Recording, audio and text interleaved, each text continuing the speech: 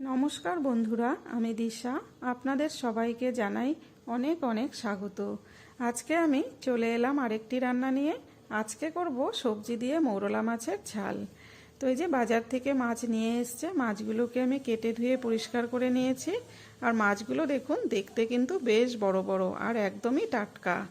তো মাছগুলোকে এখন আমি নুন আর হলুদ দিয়ে একটু মেখে নেব। এই মৌরলা মাছ ভাজা আর সাথে যদি একটু পাতলা মুসুর ডাল থাকে, এই দিয়েও কিন্তু ভাত খেতে অসাধারণ লাগে। তো নুন হলুদ মেখে নিয়েছি। এখন এদিকে কড়াইটা বসিয়ে দিলাম।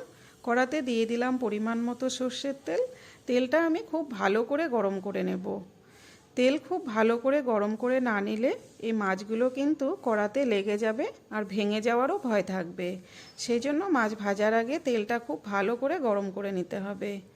তো তেল খুব ভালো করে গরম হয়ে গেছে। এখন আমি মাছগুলো তেলের মধ্যে দিয়ে খুব ভালো করে উল্টে পাল্টে ভেজে নেব। দেখুন, একটা মাছও কিন্তু ভেঙে যায়নি। তো খুব সুন্দর করে এভাবে আমি একটু লাল লাল করে নেড়ে চেড়ে ভেজে নিচ্ছি। মাছগুলো খুব সুন্দর করে ভাজা হয়ে গেছে। এখন আমি তুলে নেব। আর এই মৌরলা মাছের ঝাল কিন্তু শুধু শুধু করা যায়, শুধু মাছ দিয়েও ঝাল হয়, কিন্তু আজকে আমি সবজি দিয়েই করব। তো মাছগুলো ভাজা হয়ে গেছে। এখন তুলে নিয়ে ওই তেলের মধ্যেই আমি দিয়ে দিলাম সামান্য একটু কালো জিরে আর একটা বড় সাইজের পেঁয়াজ কুচি দিয়ে 1 চামচ নুন দিয়ে খুব ভালো করে পেঁয়াজটাকে আমি লাল লাল করে ভেজে নেব। খুব সুন্দর করে পেঁয়াজটা লাল লাল করে ভাজা হয়ে গেছে। এখন আমি এই যে কেটে ধুয়ে রেখেছিলাম আলু, বেগুন, ঝিঙে আর একটা টমেটো, এগুলো আমি এখন দিয়ে দিলাম এখানে। এই মৌরলা মাছের ঝালে কিন্তু সবজির পরিমাণটা খুব কম দিতে হবে। যত কম করে দেওয়া যাবে খেতে ততই ভালো লাগবে। এখন সবজিগুলো পেঁয়াজের সঙ্গে একটু নাড়াচাড়া করে আর একটু হলুদ দিয়ে খুব ভালো করে এভাবে ভেজে নেব। তো দেখুন, সবজিগুলো কিন্তু খুব সুন্দর করে ভাজা হয়ে গেছে। এখন এর মধ্যে আমি আরেক কিছু মশলা দেব। এর মধ্যে দিয়ে দেব এখন 2 চামচ লঙ্কার গুঁড়ো আর দেব 1 চামচ জিরে গুঁড়ো। যেহেতু ঝাল হবে সেই জন্য লঙ্কার গুঁড়োর পরিমাণটা আমি একটু বেশি দিয়েছি। আপনারা যে যেরকম ঝাল খাবেন ঠিক সেই পরিমাণেই দেবেন। এখন সবজির সঙ্গে মশলাগুলোকে খুব সুন্দর করে একটু কষিয়ে নিলাম। এভাবে লাল লাল করে কষিয়ে নেওয়ার পর এখন পরিমাণ মতো জল দিয়ে দিচ্ছি। জলটা দিয়ে একটু নেড়েচেড়ে মিশিয়ে দিলাম।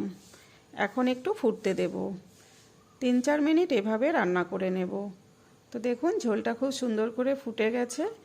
বেগুন, আলু সব কিছু খুব ভালো করে সেদ্ধ হয়ে গেছে। এখন ভেজে রাখা মাছগুলো দিয়ে দিচ্ছি। মাছগুলো দিয়ে একটু নেড়ে চেড়ে এভাবে ঝোলের সঙ্গে মাছগুলোকে একটু ডুবিয়ে দিচ্ছি, এভাবে খুন্তি দিয়ে চেপে চেপে দিয়ে এখন এর ওপরে দিয়ে দেব 3-4টা চেরা কাঁচা লঙ্কা আর দিয়ে দেব সামান্য একটু ধনেপাতা কুচি।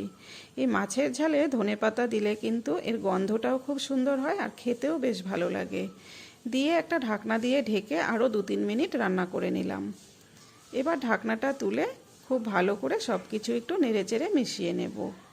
তো আমার কিন্তু সবজি দিয়ে এই মৌরলা মাছের ঝাল একদম রেডি হয়ে গেছে। এখন এভাবে নেড়েচেড়ে মিশিয়ে নিয়েই কিন্তু আমি ঢেলে নেব। তো আপনারা কিন্তু অবশ্যই একবার বাড়িতে এভাবে ট্রাই করবেন। এই মৌরলা মাছের ঝালটা দিয়ে গরম গরম ভাত খেতে কিন্তু অসাধারণ লাগবে। তো এই রেসিপিটি আপনাদের কাছে কেমন লাগলো? যদি ভালো লেগে থাকে লাইক, কমেন্ট, শেয়ার করবেন, পেজটিকে ফলো করবেন আর ইউটিউব থেকে যারা দেখছেন চ্যানেলটিকে সাবস্ক্রাইব করে আমার সাথে থাকবেন।